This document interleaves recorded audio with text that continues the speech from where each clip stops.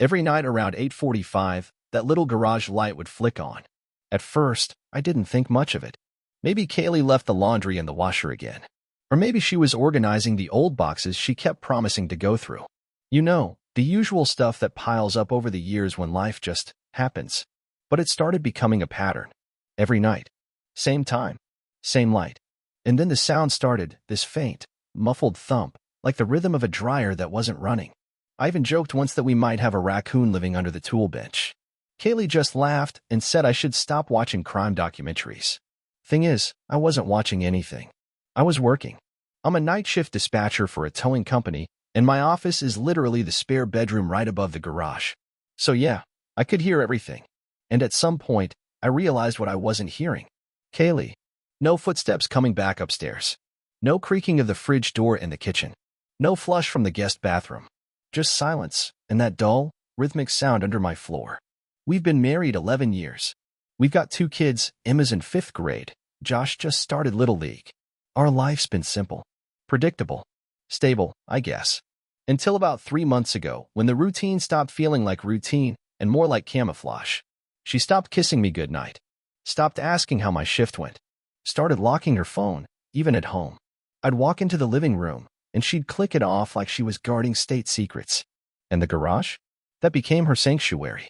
You know I need my space, she said once when I asked what she was doing down there so much. Sure, space. I get that. We all need space.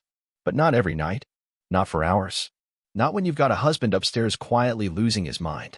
I didn't say anything at first. Just sat there during my shifts, headphones on, pretending like I was too busy to notice. I told myself maybe she just needed alone time, or maybe she was working on a surprise for me, something sweet like a homemade project or a scrapbook. I know, naive, right? But one night, curiosity got the better of me. That light came on again, 8:45 sharp, and I paused my dispatch feed. Took off my headset. Sat still. And I listened. At first, nothing. Then, movement. Low voices. Laughter. A man's voice. It was soft, like they were trying to keep it down. But not soft enough. I didn't move. Just sat there frozen, like if I stayed quiet enough, I could turn back time. She giggled. That giggle, I hadn't heard it in months. And it wasn't mine anymore. I didn't storm downstairs. I didn't kick the door open. I didn't say a word. I just sat there, alone in my own home, while my wife was beneath me literally with another man in our garage. That was the night something in me cracked. Not loud. Not dramatic. Just a quiet shift, like a beam giving way under too much weight. The next morning, she made pancakes like nothing happened. Asked if I wanted extra syrup. Said the kids had a field trip coming up. I said sure. I said I'd drive them. I didn't mention the garage. Not yet. Because part of me needed to be absolutely sure. I needed to know that what I suspected wasn't just in my head. That I wasn't some jealous fool unraveling over nothing. So I made a plan. A quiet one. And what I found, it was worse than I thought. The next few nights, I kept my usual routine. Headphones on, fake dispatch feed playing, eyes on the screen, but ears wide open. The garage light came on like clockwork, 8:45. Same faint noises. Same muffled laughter. Same quiet betrayal right under my feet. She was careful. I'll give her that. Too careful, but not careful enough. On Thursday, after she left to pick up Emma from art class, I went into the garage. The air was musty, smelled like old paint and motor oil. And something else. Something newer. Cologne, maybe. Not mine. I stood there for a second just taking it in. The cement floor was clean. Cleaner than usual.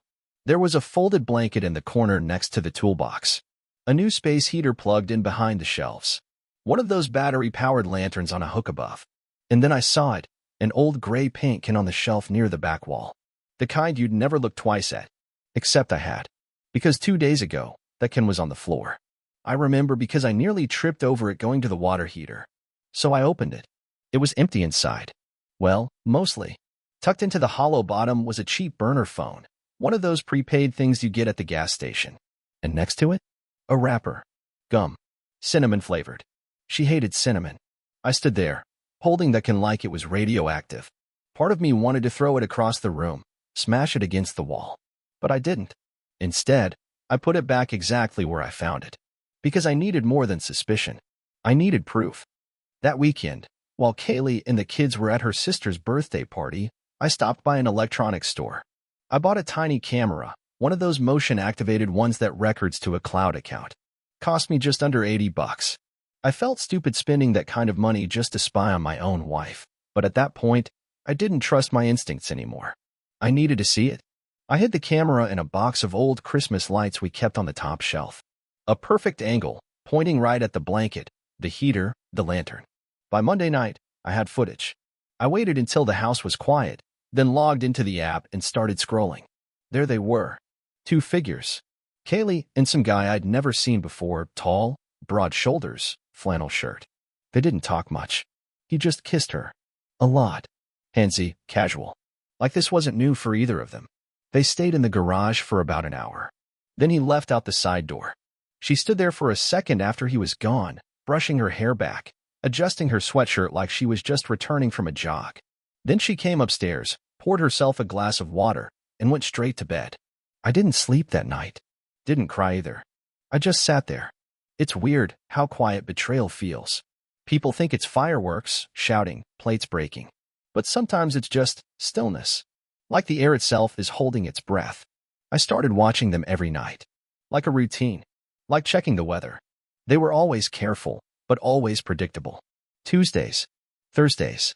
Sometimes Saturday if the kids had a sleepover or were at my folks'. The guy never stayed long. He never came inside. Just the garage. That's what got to me. I think the location. Our garage. My garage. The place where I fixed bikes, hung shelves, sorted tools. The place I built with my own hands after we bought the house. That was my space. My workbench. My tools. But now it was his. And she let him. I didn't tell anyone. Not yet. Not even my brother, and I tell him everything. Instead, I did what any rational, heartbroken, quietly unraveling husband would do. I made a second account on the app. Just in case. I made backups of every recording. Uploaded them to a private drive. Labeled each one by date. It became a ritual. Wake up, make coffee, pack the kids' lunches, kiss my wife on the cheek like everything was fine, then review the footage from the night before. I became numb, detached, like I was watching a documentary about someone else's life, someone else's marriage. Kaylee noticed I was quieter, but she chalked it up to work stress. She even offered to give me a massage one night, like nothing was wrong. Like she wasn't sneaking down into the garage while I was upstairs tracking tow trucks. It would have been funny if it wasn't so pathetic. I started to wonder about the guy. Who was he? Where'd she meet him? He didn't look like someone from her job. No badge, no uniform. Not the gym type either. I tried reverse image searching his face from a screenshot. No results. I started getting paranoid. Not about her. I already knew the truth about her. But about him. What if he was dangerous? What if he knew I was watching? And that's when the twist happened. Thursday night. Same routine. Light on at 8:45. But this time, he didn't leave at 9:30 like usual. He stayed. 10. Then 10:30. Then 11. I sat upstairs glued to the live feed. No movement. No voices. Then around 11:17, the camera cut to static. Just a flicker. 2 seconds. Maybe 3. Then it came back. But the garage was empty. The blanket was still there. The heater was on. But no one in sight. I checked the app. No power issues.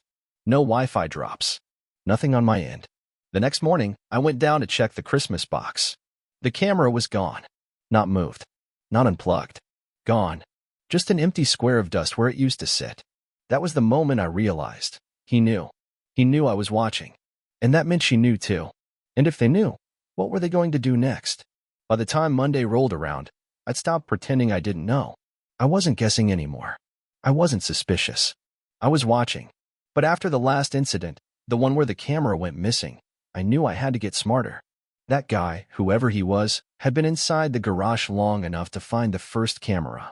And that told me 2 things. 1, he was bold. 2, he was getting comfortable. So I got to work. Took a day off from dispatch and drove an hour out of town to this specialty tech shop my buddy recommended. I didn't tell them why I needed the gear. Just gave them a list.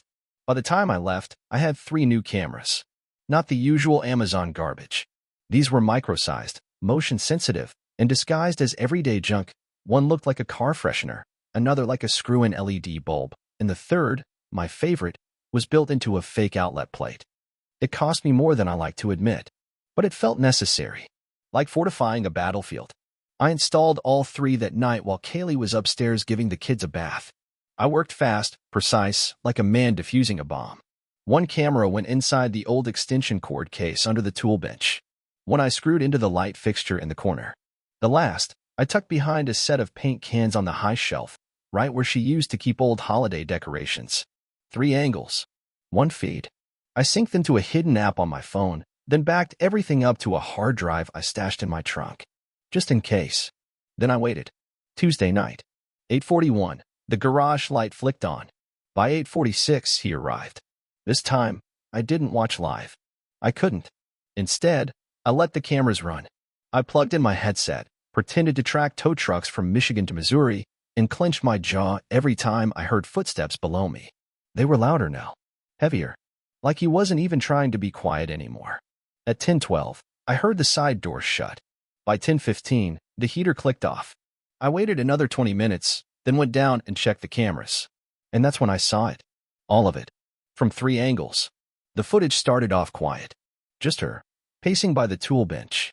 Nervous. Checking her phone. Adjusting the little blanket they'd laid out like it was some kind of ritual. Then he entered. Tall, casual. No knock. Just walked in like he lived there. She didn't even flinch. They kissed. Right away. Hard. Familiar. She whispered something in his ear, and he laughed. His hand slid up under her sweatshirt like it was just another Tuesday night routine. It all moved fast. Too fast. Within seconds, they were against the workbench. Her arms around his neck. His hands everywhere. It wasn't soft. It wasn't hesitant. It was urgent. Like they'd been doing this a while. My wife, the woman who used to fall asleep on my chest after putting the kids to bed, was now pressed up against a metal shelf, gasping into another man's ear while he pulled her closer. And I watched it happen. In high definition. 3 angles. No room for misinterpretation. No way to tell myself I was wrong. She wasn't confused. She wasn't drunk. She wanted this. Wanted him. There was a moment, just a few seconds, where she pulled back, looked at him, and smiled. A real one. Not forced. Not fake. I hadn't seen that smile in months. He said something. I couldn't hear it, but she laughed. The kind of laugh you give someone who makes you feel brand new. Then she kissed him again. Longer this time. And then, well, you can fill in the rest. I watched maybe 15 more seconds before I shut the feed. My hands were shaking. Not with rage. Not yet. It was worse than that. I felt hollow. Not surprised. Not hurt. Just emptied out. Like someone had taken a shop vac to my insides and flipped the switch. I closed the app and just sat there for a while, staring at the wall. Not crying. Not moving. Just existing. A husband in a house that no longer felt like his. A father above a garage that had become a motel. A man who couldn't even remember the last time his wife looked at him the way she looked at him. Eventually, I stood up, walked to the fridge, grabbed a beer, drank it in 3 long gulps. Then I opened the app again, rewatched the footage from the other 2 cameras. Not to torture myself, but to study it, like a man preparing for trial. Because whatever came next, I wasn't going in blind. By 8:39 that night, I already knew what was coming. The garage light would flick on. The side door would creak open. Kaylee would head down wearing those same old sweatpants and hoodie, the one she used to wear painting the nursery. Only now, she wasn't down there to work. She was down there to entertain. I was sitting on the edge of our bed, phone in hand, camera app loaded. 3 different angles, all quietly recording, and not a single soul I could share this with. At 8:44, the garage light came on. But this time, it wasn't him. Not the guy I'd watched before. This was someone new. Younger. Leaner. Cropped hair, clean beard, nice jacket. The kind of guy who always seems freshly showered, even after work. He walked in like he'd been there before. And she greeted him like it was nothing. No nerves. No hesitation. No looking over her shoulder. She walked straight up, laid a hand on his chest like they'd just picked up where they left off. His hands stayed in his pockets, but his face said everything. He was here for one thing. She leaned in close, whispered something in his ear, and smiled. That smile. The kind I hadn't seen in months. She reached up to kiss him slow, drawn out, like she wanted to savor it. And that's when I realized, this wasn't just an affair. This was a pattern. This was rehearsed. She pulled him toward the bench near the wall, the same place where I once taught my son how to use a wrench. She slid off her hoodie, folding it neatly like she was setting the stage. His hand went to the back of her neck, guiding her in. There was no rush, no shame, just routine. She sat up on the bench, legs wrapped around his waist. His hands moved up her back. She leaned in, her head falling back as he kissed her throat. I couldn't hear it, but I didn't need to. The footage told me more than words ever could. It wasn't rough. It wasn't awkward. It was comfortable. And somehow, that's what hit me hardest. I paused the video, not because I couldn't handle it, because I didn't need to see more. The damage was already done. This wasn't a one-time mistake. It wasn't even about love. It was process. I walked to the bathroom, stared at myself in the mirror. Same guy, same house. But the marriage? Gone. I went back to the app, opened camera 2, the one with the side view of the garage door. And that's when everything changed. Roughly 10 minutes after the new guy left, the feed showed Kaylee walking out after him. She had her phone out. Made a call. I watched her lips closely. She said, clear as day, "You can come now." And out of the shadows, from the far end of the driveway, he appeared. The first guy. The man I'd watched a dozen times. She walked up to him, no hesitation, and hugged him. Like it was perfectly normal. Like she hadn't just been with someone else minutes earlier. I paused the footage right there mid-embrace. Because suddenly, this wasn't about cheating. This wasn't about one mistake, one bad choice. This was orchestration. She wasn't slipping. She was managing, coordinating, maintaining a schedule. She hugged one man goodbye, then welcomed the next without so much as a breath in between. That's when the feeling hit me, not anger, not jealousy. Strategy. She wasn't in a marriage. She was running a show. And I'd been watching from the balcony, thinking I was in the play. Not anymore. Now I was the director. And the story was about to change. There's this thing that happens when you've seen too much. You stop reacting. You stop pacing. Stop shouting in your head. You don't even clench your fists anymore. You just observe. That's what I did the next morning. I sat at the kitchen table, watched Kaylee pour cereal for Emma, help Josh with his shoelaces, joke about the weather. She looked the same, but now I saw it differently. The casual lies, the layered routine, the shift in her smile when she wasn't being watched. I knew now, I wasn't married to a person. I was married to a system, and I was finally ready to tear it down. Around noon, my phone buzzed. Cole, the private investigator. I stepped out onto the porch, answered quietly. "You're not gonna like this," he said first. "I haven't liked anything in 3 weeks." He chuckled dryly, then got serious. "I ran your guy. Both of them, actually." I blinked. "Wait, you have names?" "Oh yeah, and histories." "The second one, younger, beard, drives a red Tacoma, that's Jeremy Willis. Gym trainer, works 3 towns over. No record, divorced, 2 kids. He's been seeing your wife for over a year." I let that sink in. A year. And the other? That's where it gets interesting. His name's Lance Keller. Used to work at a bank. Lost his job last year. Why? Sexual harassment complaint. Multiple, actually. 2 women filed. They both claimed he had a pattern of manipulating married clients. One of the women called it emotional extraction. I felt something tighten in my chest. Cole kept going. "Yes, who filed a supporting statement for him? Said the women were exaggerating?" My mouth went dry. "Kaylee," I said. "Bingo. They've known each other for years, Mason. Looks like they met in a group therapy program back in 2018. Something about navigating emotional dependency. That group shut down a year later after the organizer got sued." He paused. "There's one more thing." "Go on. Does your house have a basement?" "Yeah." "Why?" "Because I tracked Lance last weekend. GPS. He parked a block away. Walked around the back of your property. Didn't go in through the garage." "Where'd he go in?" "Basement entrance. Back door." I stopped breathing. I hadn't been in that basement in months. "And Kaylee?" "She always said she hated going down there. Said it smelled like mildew." I hung up. Went straight to the basement door. It was locked. Weird. We never locked it. I dug through the kitchen drawer. Found the key. The moment I opened that door, something in the air felt off. Like a weight I hadn't noticed before.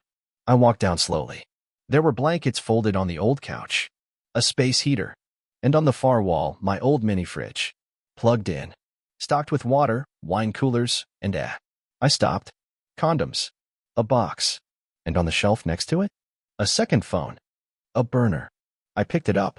No password. There were texts. Photos. Videos. Of her. With them. Not in the garage. Here.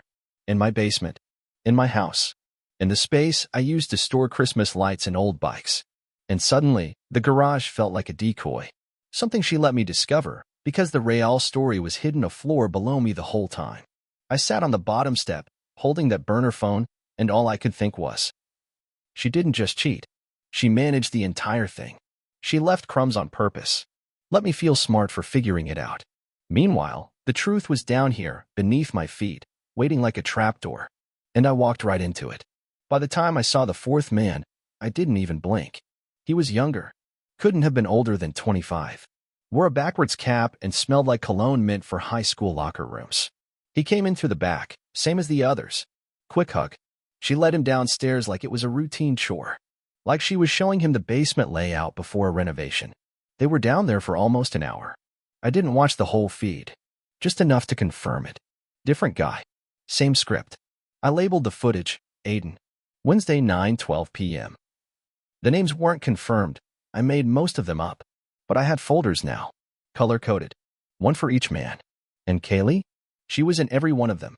Different clothes. Different moods. Same face. That's what started getting to me, actually, how she never really changed.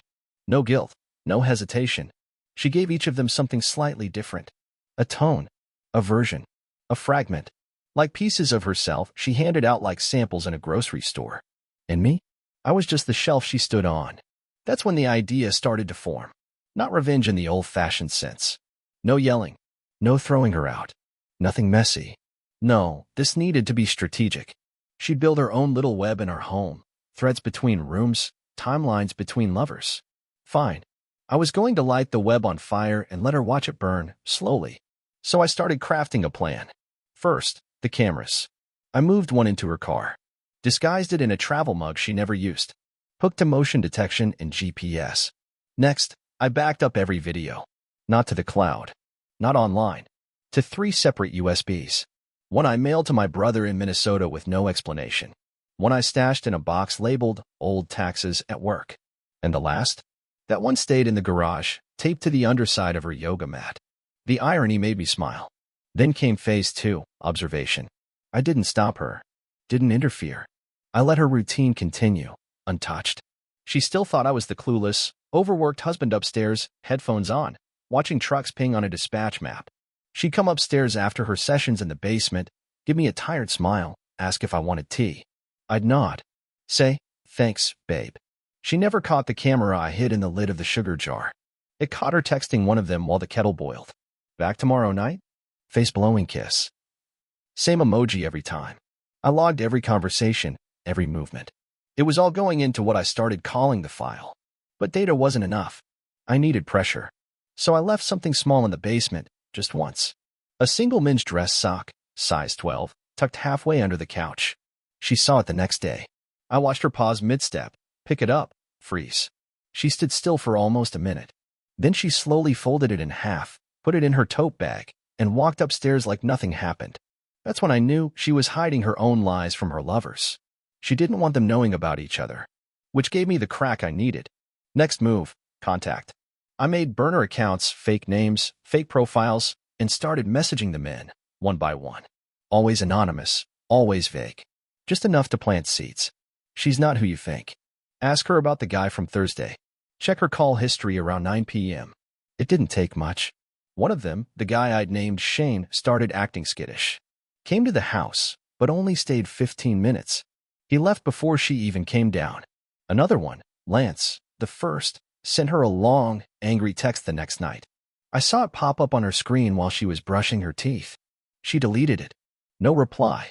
But I saw the flicker of panic. That was the beginning of the unraveling. Then I did something I'd been planning for weeks. I called her boss. Very politely, very formally, I asked if she'd been in the office last Thursday. He was confused. Told me she hadn't worked in office for nearly a month at her request. Said she'd asked to work remote for family health reasons. I thanked him. Hung up. Went straight to the bedroom. Opened our closet. Grabbed her favorite duffel bag. Inside, perfume, a cheap bra, breath mints, and an envelope of cash. No receipts. No explanation. Just escape tools. So I started building mine. Not to leave, but to flip the script. I filed the paperwork for financial separation first. Quietly, without a word. Shifted my direct deposit to a new account. Canceled the joint credit card. Froze the one with her name on it. Then I scheduled a meeting with a lawyer. Make it clean, I told him. I want the house. I want the kids. She can have the yoga mat and the scented candles. He laughed. I'm serious, I said. He stopped laughing. That night, she came to bed like nothing had changed. Climbed in next to me. Laid her head on the pillow. Long day, she whispered. I turned to her. Yeah, I said. It's almost over. She smiled, kissed my shoulder, and fell asleep. I smiled to myself in the dark. She thought she was in control. But now, I had the script, and I was rewriting the ending. It started with Jeremy, the personal trainer, the young one. He worked at a mid-tier gym across town, the kind that offers smoothies and motivational posters with wolves on mountaintops. His Instagram was full of shirtless progress pics and quotes like, "Stay loyal to your grind." I sent him a message from one of my burner accounts. It had one sentence and 3 attachments. This is your client's husband. Thought you should know who else she's training with. The attachments? Photos. High def. One from the garage. One from the basement. One of Kaylee texting him from our kitchen, wedding ring on full display. He didn't reply. But 2 days later, his gym bio was gone. Unfollowed her account. Removed her tag pictures. Clean break. One down. Next was Lance, the first man. The emotional extractor. Mr. Therapy Group. I mailed him a padded envelope. No return address. Inside was a flash drive, a printed letter, and a photo of Kaylee kissing another man just 15 minutes after Lance left the house. The letter said, "You're not the only one. She knows how to play soft when she needs to. This isn't love. It's scheduling." 3 days later, his number disappeared from her contacts. She asked me if I'd seen her portable charger. I said, no. Maybe Lance has it. She froze. Didn't ask again. Then came the younger guy, Aiden. The one with the backwards hat. He was trickier. Not emotionally attached. More of a thrill seeker. So I gave him a thrill. Posted screenshots of their chats to an anonymous Reddit thread titled "Trainer Sleeping with Married Mom While Her Kids Are Home." It went viral in a niche fitness group. He messaged her, "WTF is this?" She never responded. Just paced around the kitchen for half an hour like a lab rat waiting for the lights to go out. 3 down. Then finally, it was her turn. But this wasn't going to be an explosion. This was going to be a slow detonation. A dismantling. I didn't confront her. I gave her space. Let her walk around the house like nothing had changed. Let her sip coffee, fold laundry, pretend she was still in control. Then I changed the Wi-Fi password. She asked what happened. Tightened security, I said. New work policy. She nodded. Next, I rerouted our mail to a P.O. box. She noticed after 4 days. I told her the post office must have made a mistake. She didn't believe me. Then, I scheduled a meeting with our daughter's school. Spoke to the counselor. Told her I wanted to be listed as primary contact going forward. Didn't explain why. Just signed the form and walked out. Then came Saturday night. She was getting ready to run to Target. Makeup on. Hair done. A little too much perfume for paper towels and cereal. I was sitting on the couch when she grabbed her keys. "You need anything?" she asked. I looked at her, long and hard. "No," I said, "but you might want to check the basement." She blinked. "What?" "Just check it." Her keys dangled in her hand. She hesitated, then turned, walked down the hall, opened the basement door, and stopped, because taped to the inside of it, a level, unavoidable, was a single sheet of paper, printed in bold. How many did you think I'd never find? Below it, thumbnails. Stills from every man. Garage. Basement. Car. Her face in all of them. Frozen in time. Behind her, I stood silently. She turned to me, eyes wide, hands trembling just slightly. "Mason, I don't want an explanation," I said, calm as ever. "I want distance." She opened her mouth. Closed it. "Is this a threat?" "No," I said. "This is documentation." She stared at the page like it was on fire. I walked back to the living room, sat down, picked up the remote. She followed slowly, like she was moving through thick fog. "I don't understand," she said. "You've known this long?" I nodded. "And you've just watched?" "Not just watched." I clicked the TV on. News. Weather. Calm. I've archived. Organized. Notified. Neutralized. She blinked again. Neutralized. "You'll figure it out soon enough." The silence was suffocating. She sat down across from me, knees pulled to her chest like a scolded child. I didn't mean for it to happen like this, she said. You meant for it to happen quietly, I corrected. People fall out of love. No. People fall out of discipline. She wiped her eyes, but I didn't flinch. Are you going to divorce me? She asked softly. I looked at her for a long time, then said, No. I'm going to let you do it. She tilted her head. What? I've already separated the finances. Your name's been removed from the deed. Utilities, accounts, all done. You've got your own email login now, your own phone plan, your own insurance. Mason, you're free, I said. Her lips parted. I didn't say anything else. Didn't need to. Because she knew now, the game was over. Not with a bang, but with everything gone before she even noticed it was leaving.